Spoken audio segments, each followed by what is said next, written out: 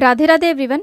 आज की वीडियो में हम जानेंगे कि तुलसी विवाह के लिए हमें क्या क्या आवश्यक सामग्री चाहिए। तो देखिए, देवउठनी एकादशी के दिन तुलसी जी का विवाह कराया जाता है।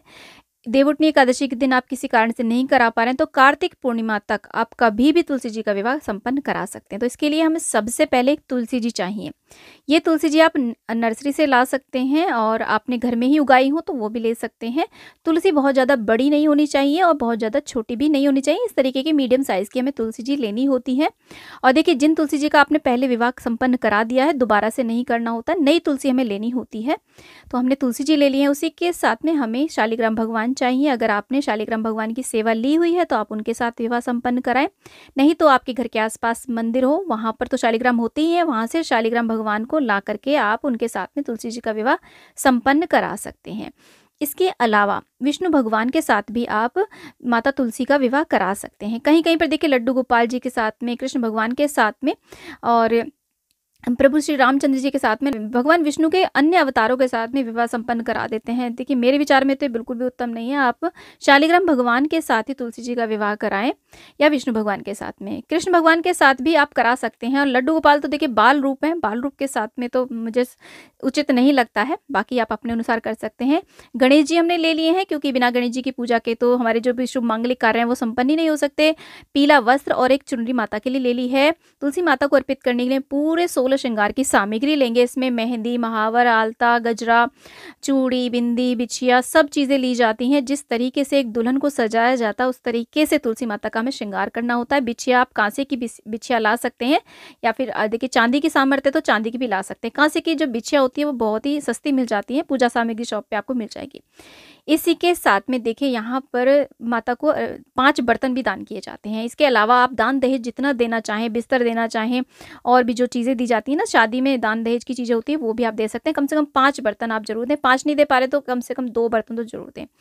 इसी के साथ में देखिए, इस पूजा में कलश की स्थापना अनिवार्य रूप से की जाती है। और कलश ले लेंगे, धातु का या किसी भी धातु का या मिट्टी का ले सकते हैं। कलश के अंदर लगाने के लिए आम के पत्ते, कलश के अंदर डालने के लिए हम यहाँ पर सिक्का, सुपारी, हल्दी की गांठ, कुछ अक्षत आदि लेकर के कलश की स्थापना करेंगे।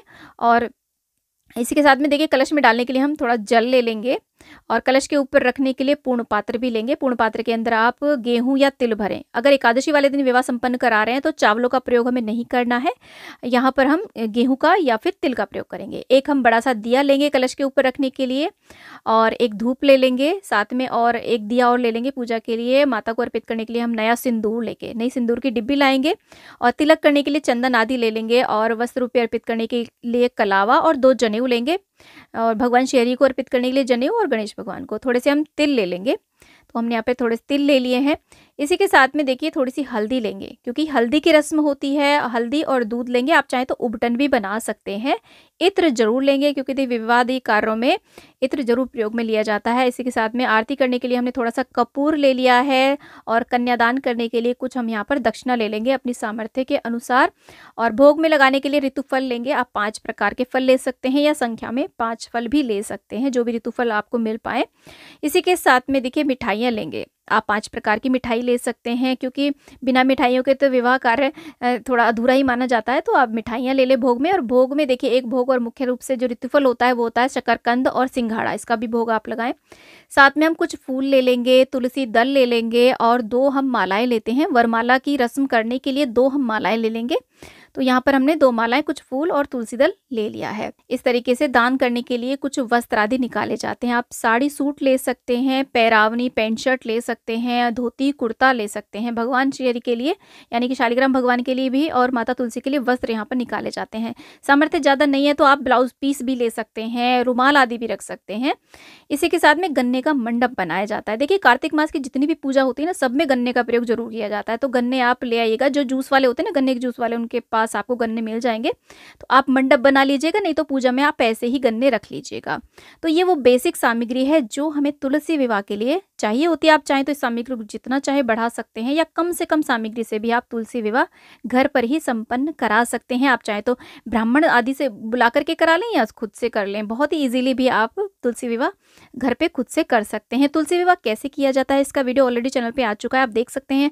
आने वाले समय में भी आपको बहुत सारे वीडियोज़ तुलसी विवाह से संबंधित, देवठान से संबंधित मिलने वाले हैं, तो आप इसी तरीके से हमारे चैनल पे बने रहें। आज का ये वीडियो आपको कैसा लगा मुझे कमेंट बॉक्स में ज़रूर बताइएगा। वीडियो थोड़ा-सा भी पसंद आया हो, यूज़फुल लगा हो तो प्लीज़ वीडियो को लाइक, शेयर, चैनल को ज़रूर सब्सक्राइब करना और कमेंट बॉक्स में विष्णु भगवान, तुलसी मैया की जय आप अवश्य लिखना। फ्रेंड्स, आप सभी को तुलसी विवाह की बहुत-बहुत शुभकामनाएँ। जय तुलसी मैया, जय विष्णु भगवान, जय शालिग्राम भगवान।